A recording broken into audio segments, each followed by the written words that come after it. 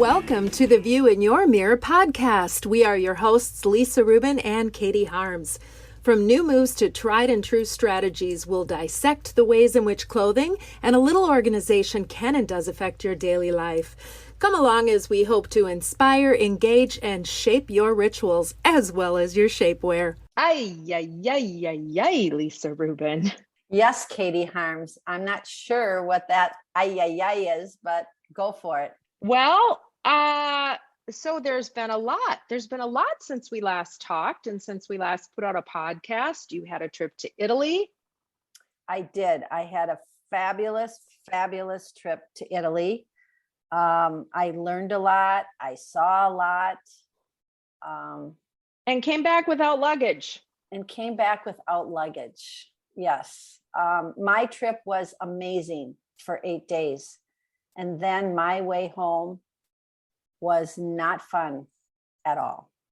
And we all, I think, have heard there's just so much going on in the travel industry, and really lack of employees are really showing through. You have now been caught in a luggage strike in Amsterdam.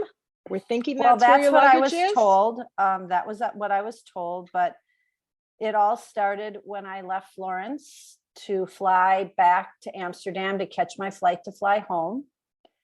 And our flight was 2.5 hours late out of Florence, which means we missed our flight to come to Minneapolis. So when we arrived in Amsterdam, we waited in a 2.5-hour transfer line I hadn't gotten rebooked yet, and to get all of our information. And it was a nightmare. And for those that still believe that COVID is still around, which I do, I had my mask on, but nobody else did around me. So I can only imagine, the 150 or 200 people that were in line with me, what that happened. And all those people that were in line, I will guarantee you over half of them have not gotten their luggage like mine.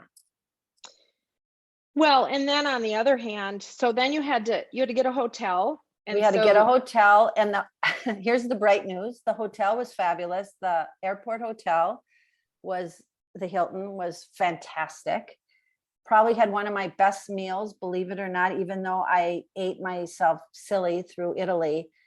They had this new concept restaurant in the hotel called the Bowery. Anyone going to Amsterdam and have to stay overnight, highly recommended. It was absolutely phenomenal. Okay. Got up, had to get to the airport 4 hours before your flight. They don't have clear. They have a sky priority and first class line, but that is also quite full because of all these people that had to be rebooked. And it took us 2.5 hours to get through everything. Remind you, we still had no luggage because they kept our luggage at the airport. It was just body and getting a boarding pass because the lines at the kiosks were so long that it didn't matter. And we got to our gate for them to then change our gate an hour before, which was a half an hour walk from where we were sitting to where we had to go.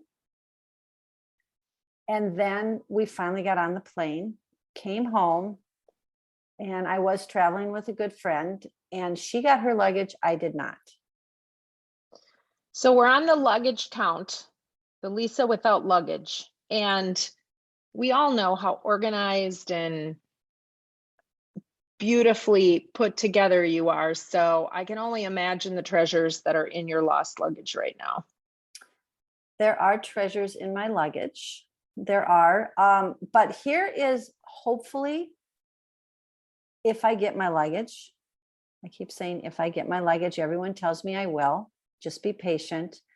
Because I pack rolled clothes in plastic baggies, I do that when I come home too. Even with all of the new things that I did purchase on my trip, I brought extra baggies. So every single thing in my suitcase is in a plastic bag.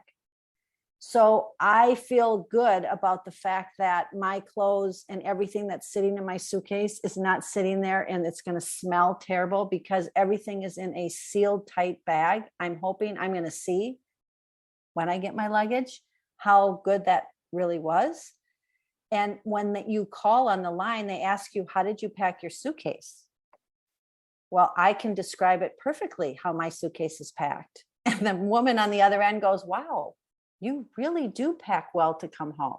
I mean, I knew exactly every bag, how it was packed, what's in it. And anybody who's looked at our social media knows I made a video before I left.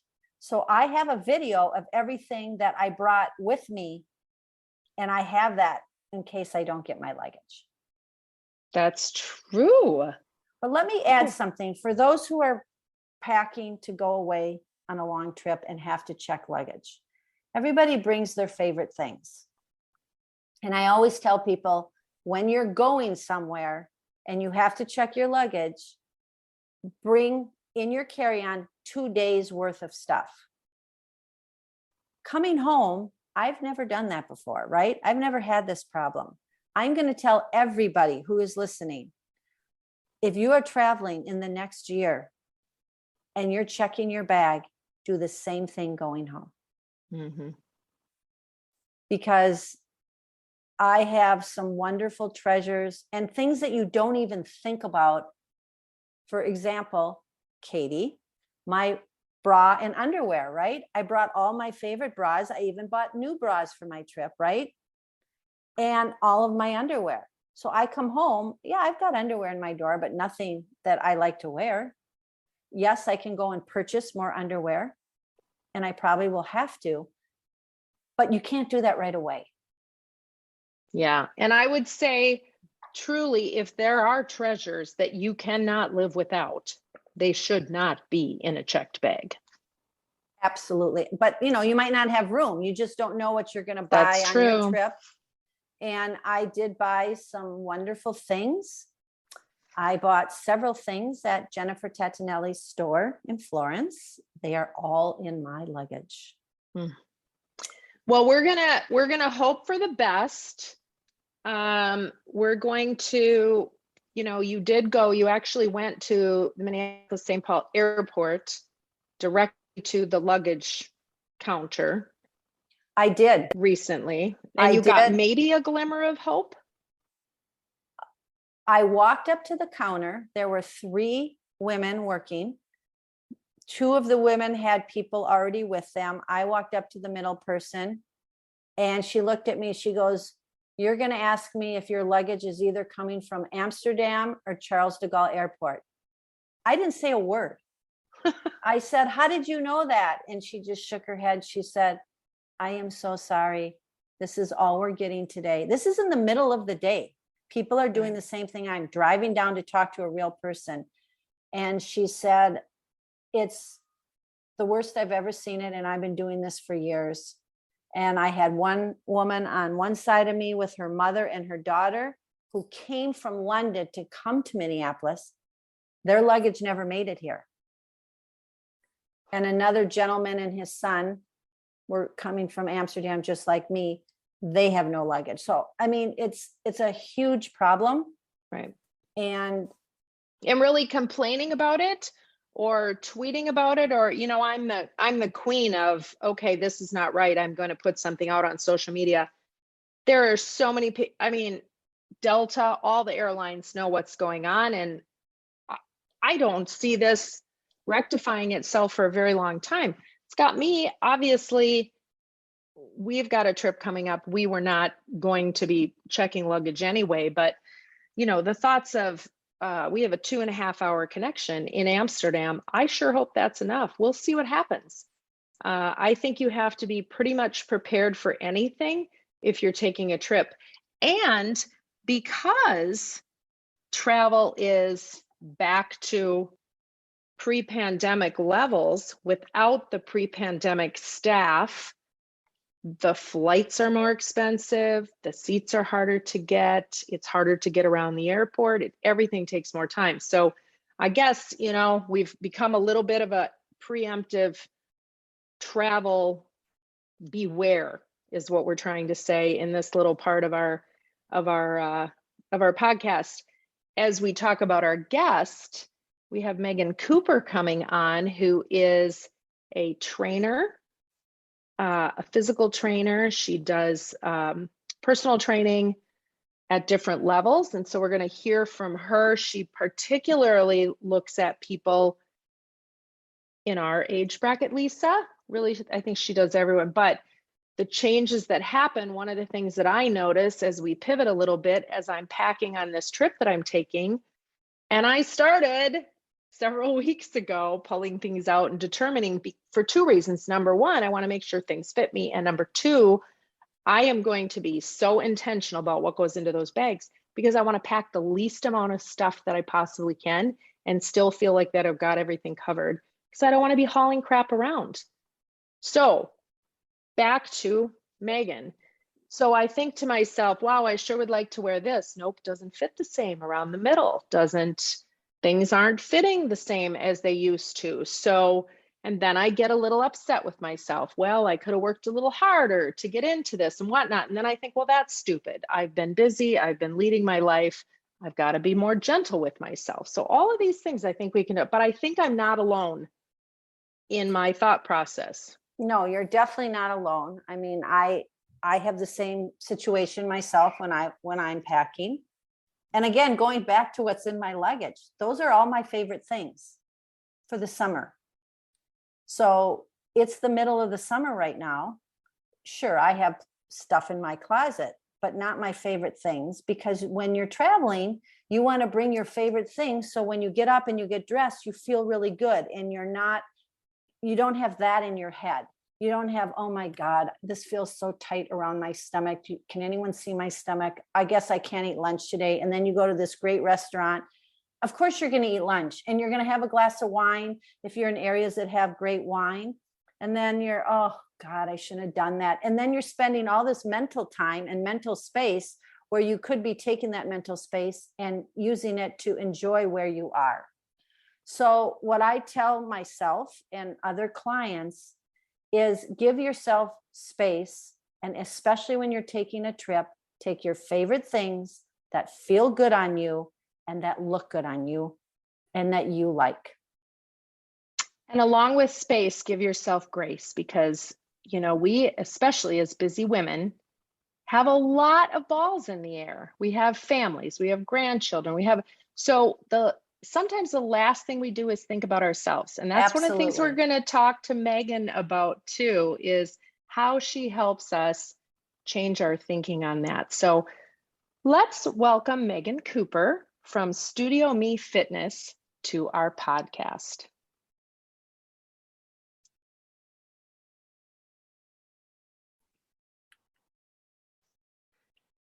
Megan Cooper, thanks so much for being with us. How is it in your world today?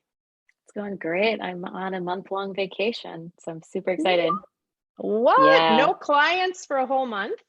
No clients for 2 weeks, and then I'll have some virtual clients, but otherwise working on the business stuff that I just haven't been able to do the last couple of years. Okay, well, you have Studio Me Fitness. I do, yes. How do people show up to Studio Me Fitness? What do you mean by how do people show up? Well, how do they find you? What do they do? What's the process? Here we are I would like to say that I'm a very active woman, but as I think of my fitness journey, I sure could use some help figuring out what's going to happen in the last quarter, I like to call it, of my life. So hitting the 60s, knowing I've got a lot of life left to live and I'd like to be at my best. So if I were to look, what would I be looking for if I come to Studio Me Fitness? Yeah, so you would be either going to our website or calling us, texting us, and just asking more about us. And what we do is our whole process is we meet first. We want to make sure that we learn about you and your goals. And not only that, but we're also a good fit for what your goals are, because we want to make sure Or if your goals are to be in a bodybuilding competition, that's not us. If you want to be a super power lifter, that's not us either. We want to really focus on helping our clients live their best and most vibrant life. So that we do that through strength training. We work on our cardiovascular endurance. We use rowing machines, so it's low impact. Lisa knows all about that. She has a rowing machine at home that we've done training with, and really just helping clients get that strength and get going. You have a rowing machine at home? I do, Katie. I have a rowing machine. And it really only works when I turn my computer on and Megan's face is right there and says, get on that rowing machine. Even then, but it might be a little otherwise, I tough. walk by it and I look at it. I do. Sometimes well, it's a little harder with a rowing machine to hang clothes on it because it's a little lower to the ground. But I have to say, a rowing machine is one of my most favorite things to work out on. Well, that's why I bought it, because For me? No, not for you. You can come over and use it if you want. Okay. But let's backtrack a little bit. So I found Megan through a friend of mine, and Katie, you know, and Megan does know, I am not a person that really loves to work out. That is not how I wake up in the morning. I go, oh my God, wonderful. I got to work out because then I'm going to feel really good and it's going to set me up for my day. But I know that I have to work out, especially as I age, for my bones and for my body, not necessarily my mental health. And Megan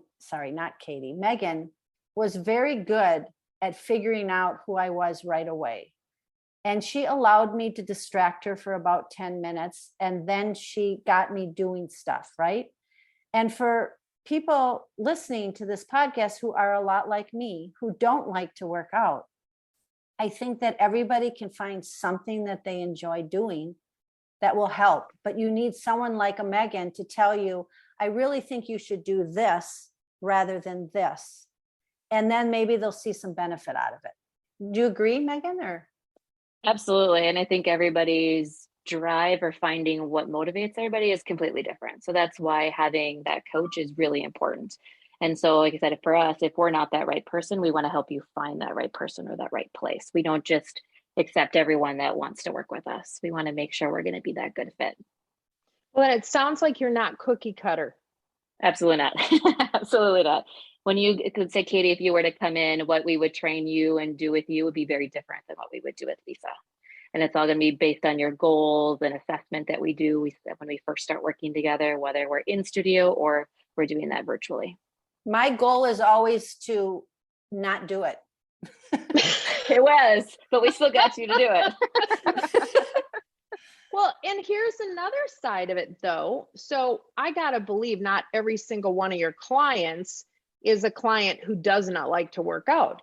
So if I became your client, I do like to work out. And I have throughout my life really enjoyed staying active, but there have been some significant time periods where working out almost set me back.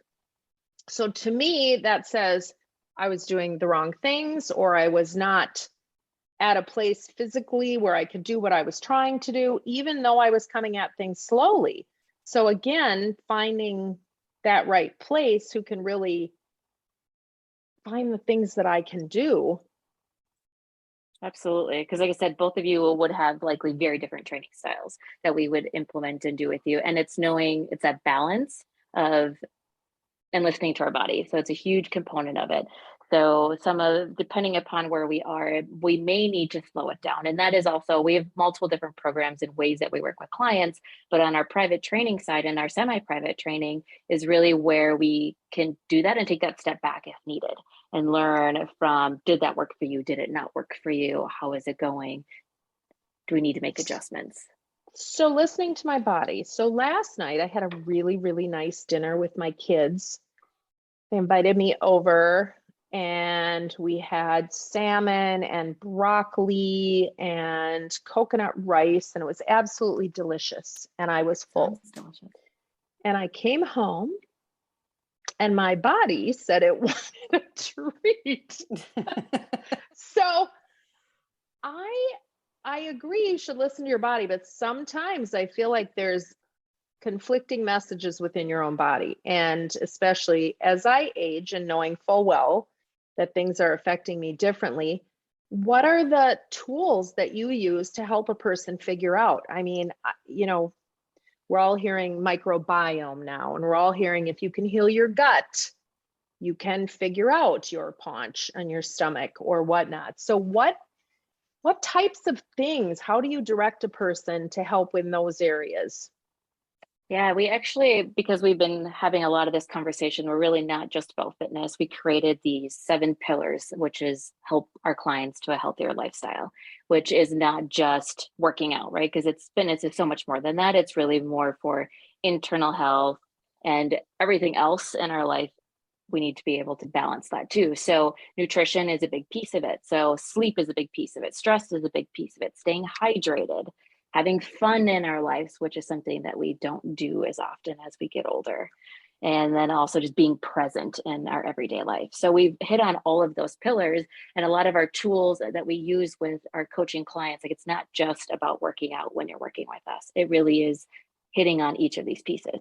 So in that case where you had a great dinner, we'd be looking at, okay, we do talk a little bit more about flexible dieting, and I hate the word dieting because it's a bad mindset. So we'll say flexible eating, and kind of not getting into like, yes, there's some pieces with our macronutrients, our proteins, our carbs, and our healthy fats, and balancing that. But really, how can we make sure we're getting what we need? Because a lot of what we see, especially in our female clients or those that are biologically female clients, is they just don't eat enough, right? We aren't eating enough throughout the day. And then that can lead our body to putting it into almost like a starvation mode, to where then we just start storing. And especially as we get postmenopausal, perimenopausal, the postmenopausal, our hormones start changing, and it causes us to have increased cortisol levels, and it causes us to then have to work harder, to not necessarily harder, but do different things to elicit the same response we would get as if we were in our 20s and training and moving. So things just affect us differently. So we also have to be looking at what we're doing and how do we make changes now with what our body's telling us. That makes sense. You touched on postmenopausal, premenopausal. How much does that really come into the discussion? Quite a bit, actually, and more so now. It's interesting because we opened back in 2014, and just with the change in clients, and not necessarily that we're getting older clients, we're just seeing more clients that are starting to go through that change, and they're starting to have some premenopausal symptoms. So they're getting the grogginess, their workouts aren't working, their stress is super high, anxiety, brain fog, like a lot of that stuff that nobody talks about, right? Like they just think it's part of the process, and they just deal with it. And so we've been having a lot more of those conversations with clients. We can't keep doing the same thing, just keep hitting our head against the wall. We have to make some changes. And what do those changes look like? So I think that's really important what you just said, because I've been doing what I do for a very long time, and I've watched many of my clients and myself go from starting in their 30s, and now they're in their 60s, right? And I had a couple clients in particular that, really couldn't even function one time doing what I do with them, right? And I stopped them and I said, I know what you're going through. This is real. This is menopause. And my standard thing is I look at them and I go, do you hate everybody, including your own children?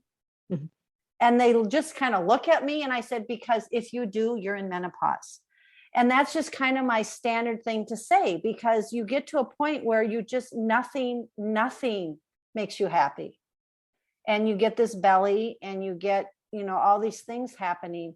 So is there some little tip or tool that you can suggest, just a small thing that people can think about when they feel this way, that might help them kind of start on a different path or help them navigate through it? There's so many things. I don't even know if I could pick one thing, because everybody's journey is so different, right? Some people experience it, some people don't. Some people have different just ways in which they experience it. So like, I don't know that I can narrow it down to just one thing, but keeping your body moving and making sure that you're not just walking, right? So walking is great and it's daily movement, but we need to do more than that, because We start our bone density at once menopause is that day and time, right? And then it's the rest of our lives. So we have to, it's great if we can be doing something leading up to that. But if we're just starting now, we can still make changes. We can still see increase our bone density. We can still be in the best shape of our life when we are postmenopausal.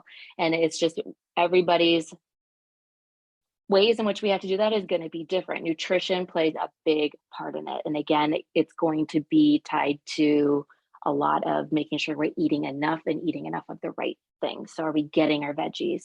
Majority of us aren't getting enough veggies. Are we getting our protein? A majority of us aren't getting nearly enough protein to be able to combat some of those side effects that happen as we move into that next chapter in our life.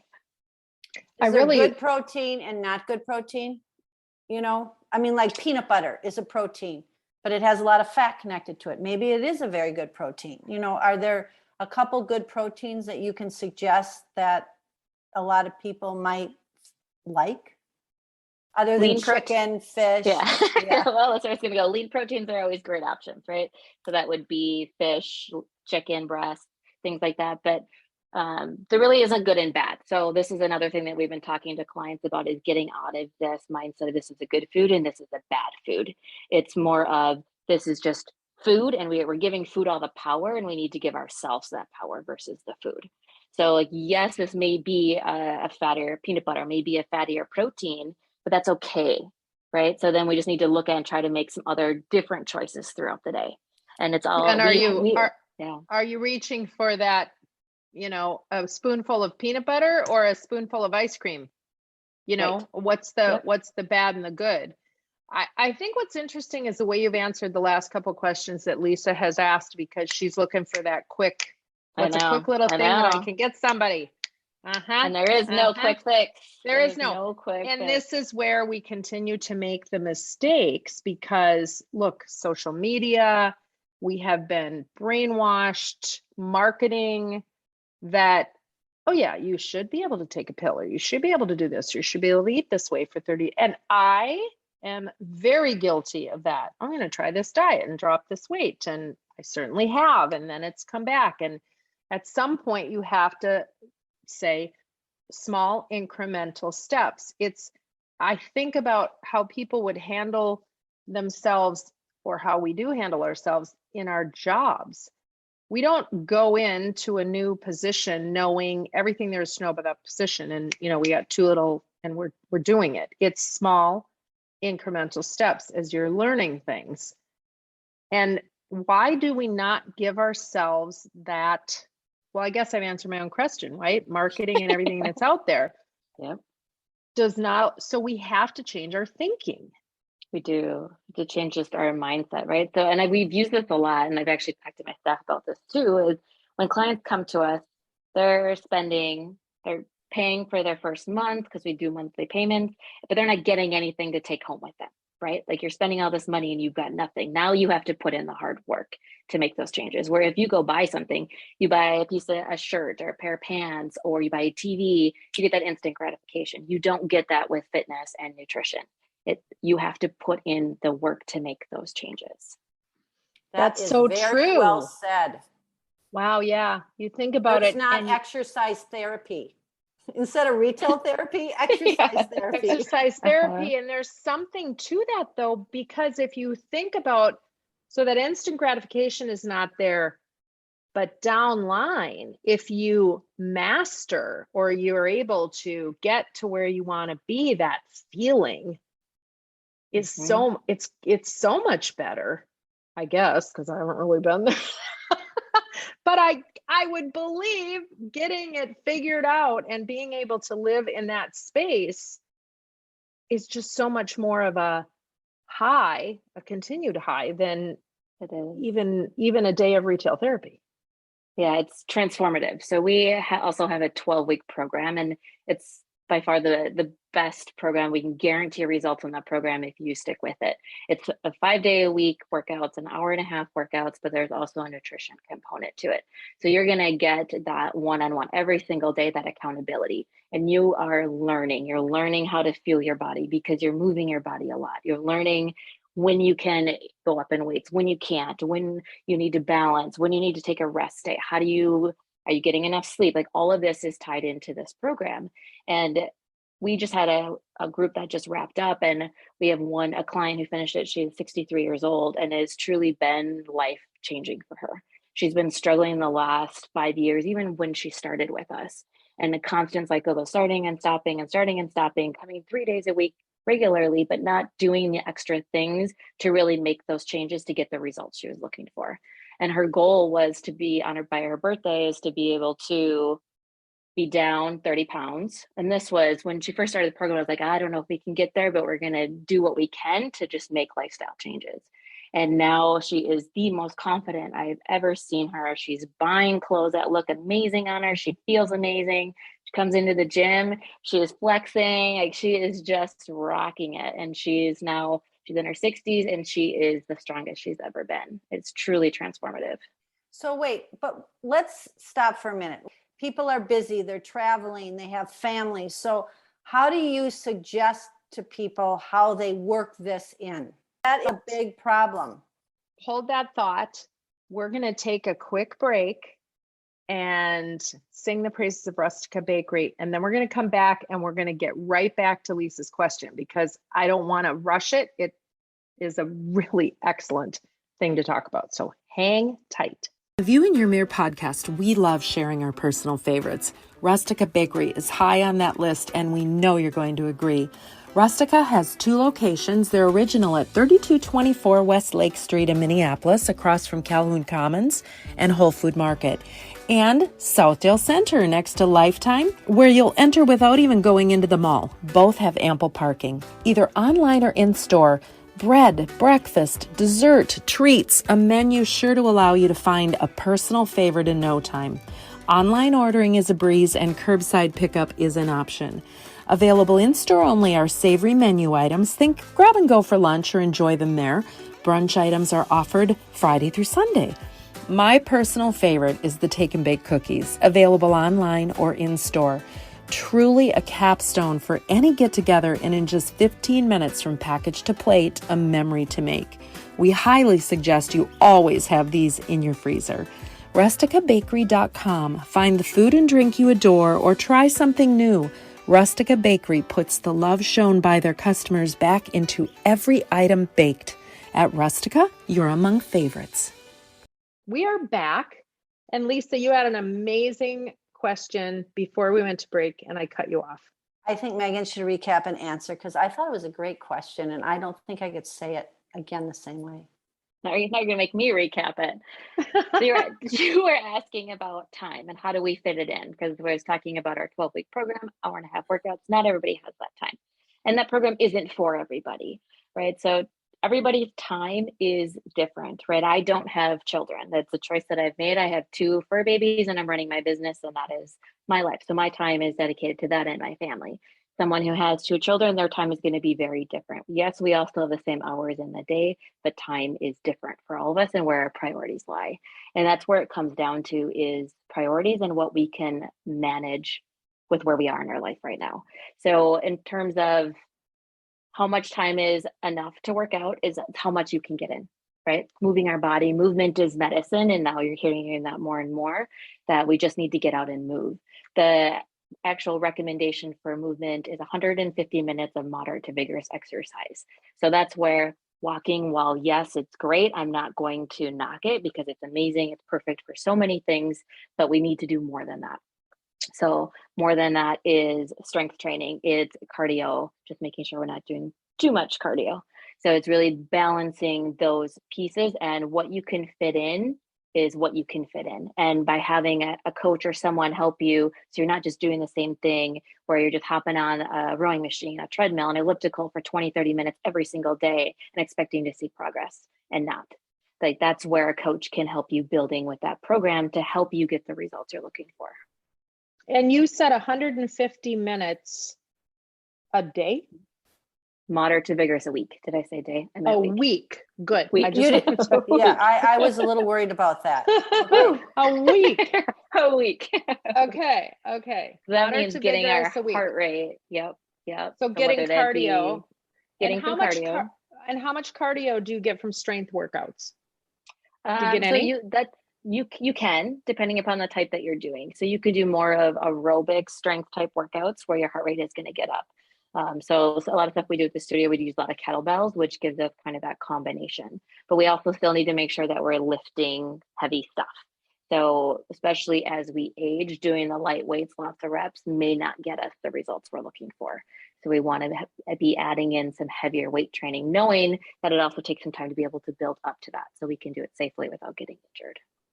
Sure. So 200 and 100 and 150 minutes is 2.5 hours for those who have to think a little longer than. So 2.5 hours in a week. Mm-hmm. That should be doable. Should be doable. Absolutely. It's just how we frame it, right? And our mindset around it, where if we get busy, the first thing we always cut is our exercise and our self-care. Okay, so cardio versus strength. Everyone talks about core training. You got to build your core. Everything is around your core. And also for people that have back issues and other things, if you can strengthen your core and have good posture, that's going to help with that too. So do you believe that that is important? All of it is, yes. So when we look at strength training, it's not just beneficial for bone density. It's about helps us, our body aesthetically, right? We're building lean muscle that's going to help hopefully change our body composition. But it's also good just sort of mentally. It's more of a response in our body that doesn't produce stress necessarily, the same kind of stress that high intensity workout would. So if we're constantly doing cardio and doing this high intensity cardio, which is what we see of a lot of people that are coming into the studio, there's going to be a point where it's too much, right? So kind of Katie, when you were talking about it would be too much for you and then you'd restart, it's probably because you were doing the wrong things. So it is balancing it. So we have to make sure we're getting some cardio. Yes, we want some higher intensity where our heart rate is getting up there and it's uncomfortable. And that's where a lot of people don't like to be, especially if they're on their own. They don't want to be in that uncomfortable zone. And then also getting some more of a steady state cardio. So we need to balance that with strength training. So trying to get 2, 3, maybe 4 days a week of strength training in, and they can be short sessions. If you only have 15 minutes, you do a workout for 15 minutes. And then the next day, let's see what else we can do. We can combine workouts and get our strength and cardio, but knowing that, especially when we're talking about postmenopausal women, we want to be focusing on that strength training and then adding in some higher intensity cardio pieces to that. That makes sense. Answer. It does. And do you find that people, when they come work out with you, from what I'm understanding, you do some group things and then you also do some individual or very small group and then individual, maybe 1 or 2 people. Do you find what's the advantage and disadvantage to having a group around you? Oh, I'd say there's more advantages than disadvantages. Advantages is you're not doing it alone, right? We all need that extra accountability when we're coming in for a session to help us show up. You know, it's hard, especially if you're in the morning, the alarm goes off, you don't want to get up. It's just you and maybe your coach there.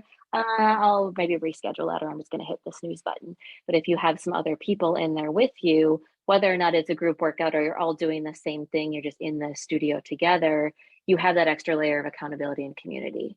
So you've got that, what we try to do in our workouts, so kind of thinking of our semi-private model when it's up to 4 people with 1 coach, is we'll do our warm-ups together, then everyone's going to branch off and they're going to do their thing based on what their goals are. So whatever that may be for them, and then we bring them back together to do a finisher to make it fun. So it just adds that element of fun in there for you as well. Because working out shouldn't be a chore, right? And if it is, then we need to find something that we enjoy doing. Well, and what if it's a person who's really competitive? And that's where group stuff definitely can help out with that. So if you're competitive, being in there with other people, and it's different in that versus a large group setting, right? You can still be super competitive in a large group setting, but you're not going to have any coaching that's going to be helping you, right? They'll be leading the class from the front, telling you what to do. You're all doing it. But this, you're going to actually have a coach that's going to be in there with you.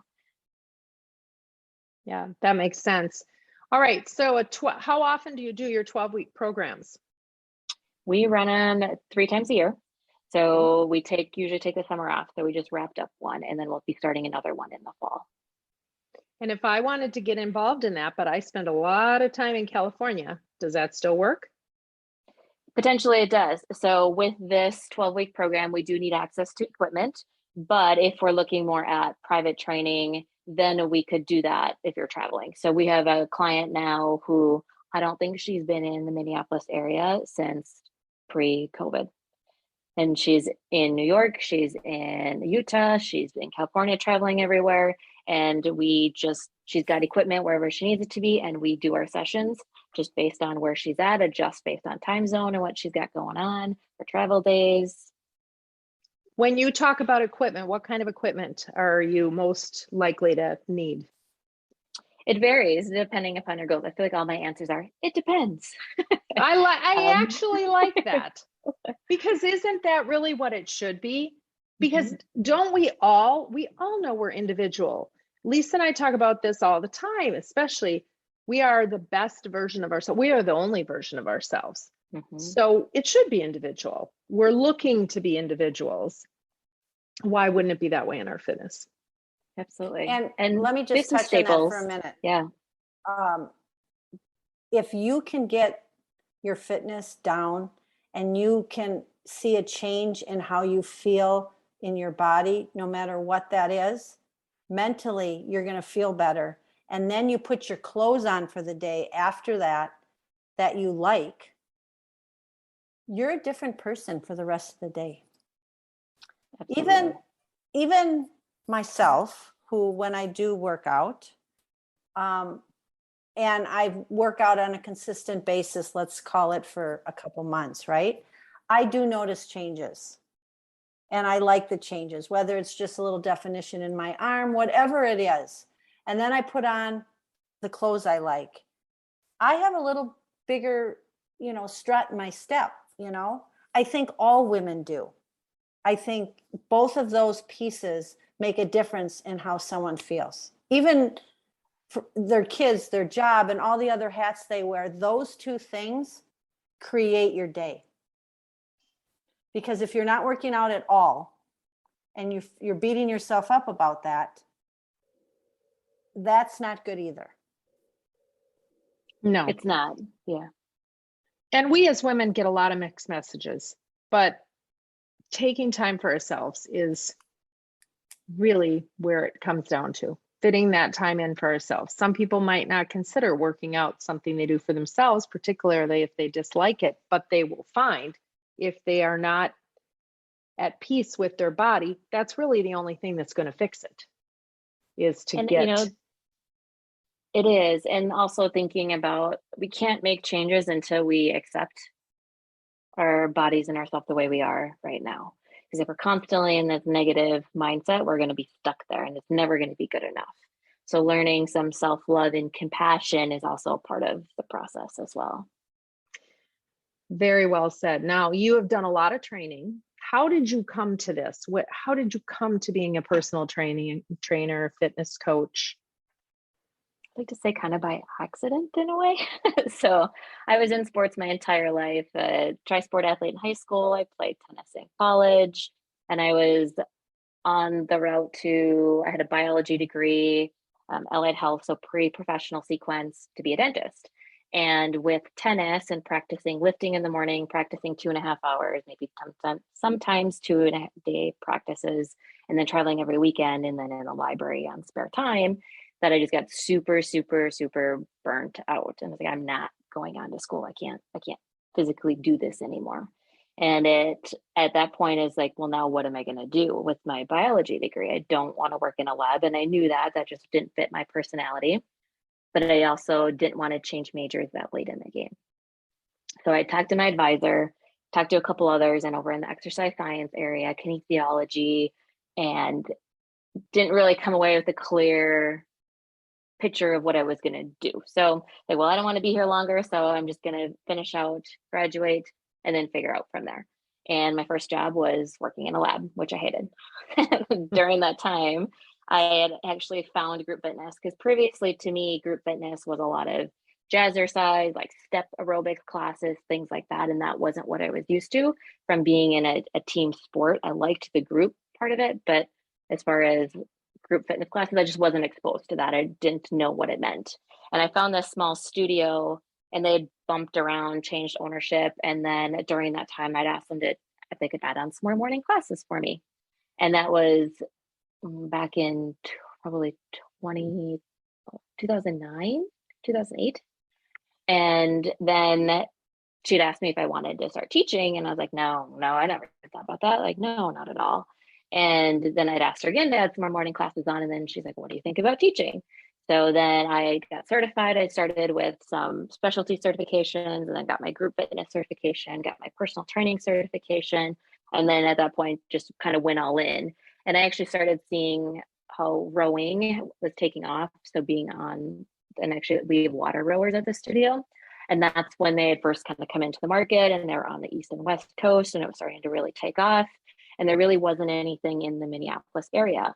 And I was saying, well, I think this is something we could do. Like, I could start this, because then I started some park classes too. So I was teaching at the studio, going to work, and then a couple nights a week doing park classes for friends. And I loved it. So like, how can I continue this in the winter? It'd be great if I could have studio space or something. And then it just started to snowball from there. I had no idea what I was getting into starting my own business, but I'm glad I did it. But knowing now what I know, I'm not so sure I would do it again. But then also kind of during that time, which I have not touched on, is the importance of exercise to me. So not only because it was a huge part of my life, but when my sister was diagnosed with stage 4 colorectal cancer at the age of 26, that was like the only time, the hour that I had, not including commute and stuff, but the only time that I had to like focus on me, which allowed me to show up better for my family. So that self-care piece is super, super, super important. And that's when that solidified for me, which also helped with the creation of Studio Me Fitness and just helping people create that time and that space for themselves. So wow, that's what a great way to get to where you were. And fantastic that you figured out how to make it work. And how's your sister doing? She is great. She is now 13 years in remission, cancer-free. That's fantastic. Mm-hmm. That's fantastic. Amazing. I think what you said is so important. Giving yourself that time allowed you to show up for others so much better. So if you can take that time for yourself, you will be there for others, long-term, short-term, whatever. Mm-hmm. On top of that, and we've been really talking about taking care of yourself, we are also big proponents in giving of ourselves. And again, we know with very busy people, who do you ask to do things? Busy people. But nonprofits are very near and dear to our heart, and having that involvement. And first, I want to ask you, how do people get a hold of you if they want to explore and have that conversation? And then we're going to talk about the nonprofit you brought. Yeah, so they can go to our website, studiomefitness.com. They'll see on there, they can submit a form, and then what we'll do is we'll schedule a call with you to talk. So you can either do that, or you could just give us a call, or even text us. And then we would just make sure we're a good fit, get you in to see the space, and then figure out which program, based on what your goals are, what your past experiences are, which of our programs is going to be that best fit, and then take it from there. Wonderful. And if somebody doesn't have a computer, I don't know who that would be. What's the phone number? 612-656-9306. Thank you for that. Now, nonprofit. You picked a wonderful one. Who have you picked? My very own bed. And why is this one near and dear to your heart? They are located in actually Northeast Minneapolis. They have just expanded their space a little bit, and they provide beds to children in need. So whether the family's coming out of the system, whether they just financially are struggling, just helping kids get a good night's sleep, because when they get a good night's sleep, it helps them in every part of their life. So sleep is a big proponent of also what we preach with our clients, and so it just aligned very well with their mission.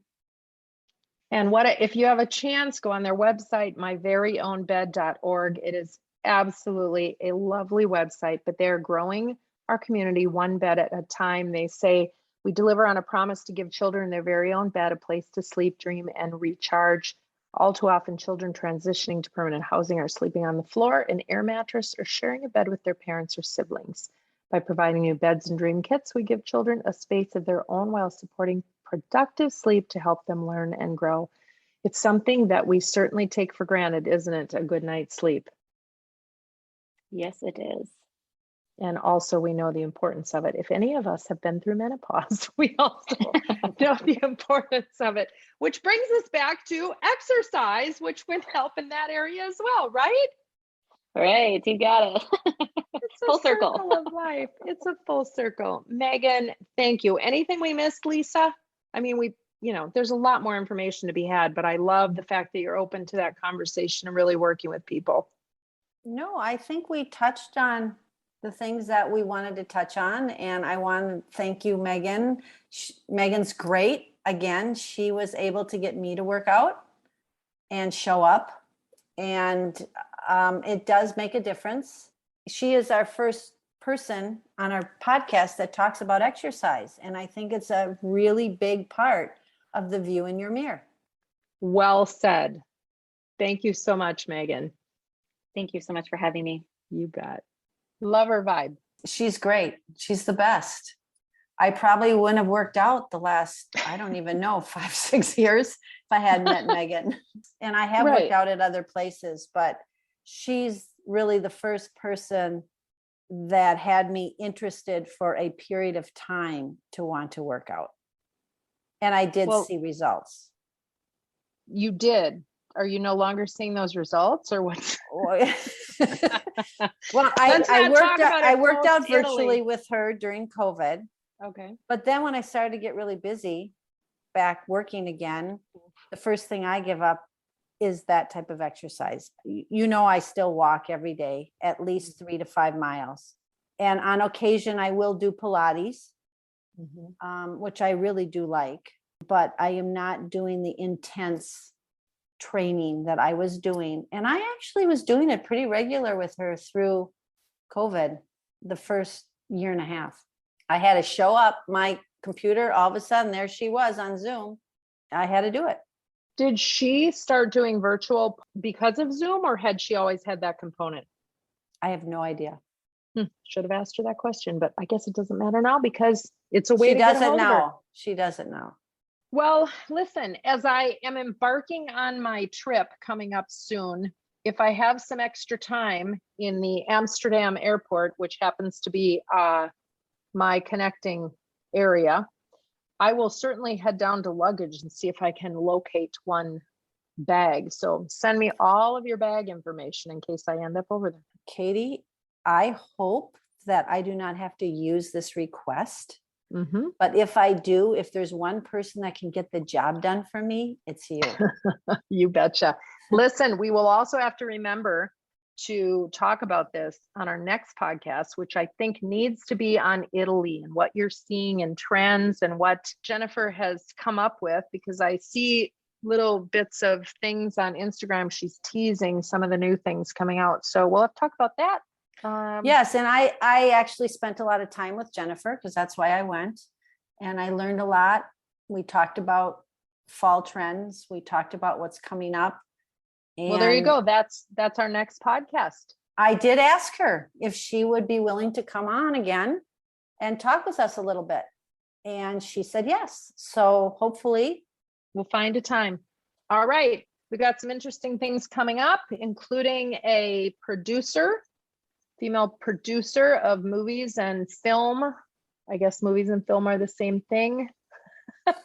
Content out in LA, and some other things in the works. So the one thing that I am looking forward to talking about in the next couple podcasts is also what we're going to start seeing for trends and what's going to be coming up for the fall season, because I know there's going to be a lot of people that are going to want to make some purchases because everybody is going to be back in action. The other thing we're seeing in trends in my side of the world is people are doing an awful lot of cleaning out, editing. I think having gone through COVID for the last 2 years and living with stuff, people have realized they can live with a lot less of it.